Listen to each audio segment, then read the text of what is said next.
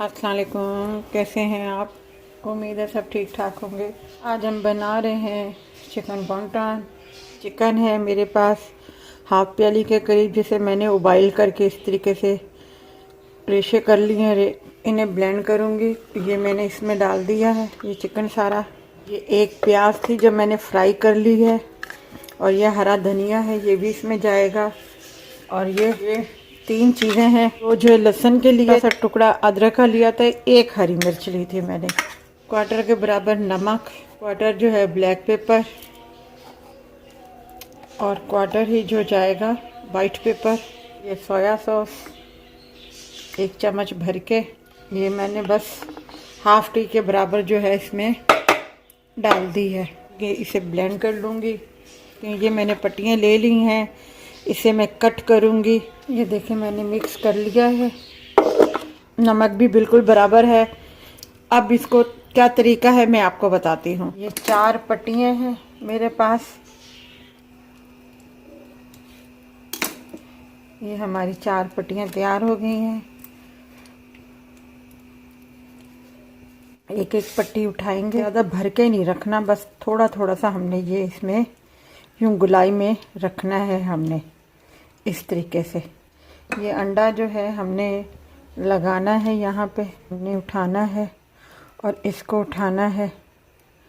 अब हमने इसको यूँ आपस में मिलाना है, प्रेस कर देना है दबा के। जो साइडें वाली हैं ये हमने हेड ऊपर इस तरीके से रख देनी है, ये क्राउन बन जाएगा। इस पर मैं थोड़ा सा अंडा लगा देती हूँ, अच्छे तरीके से चिपक जाए।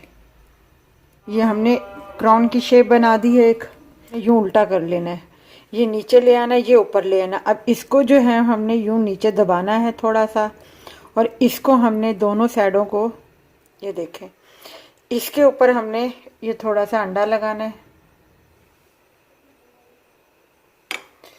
और इसको जो है हमने इसके ऊपर रख देना है यूँ करके, और दबा देना है।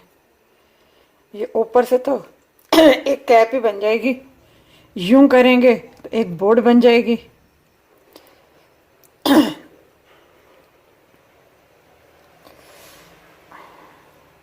ये देखें, जो अमूमन हम बाज़ार से ले के खाते हैं उनकी शेप यही बनी हुई होती है। ये देखें,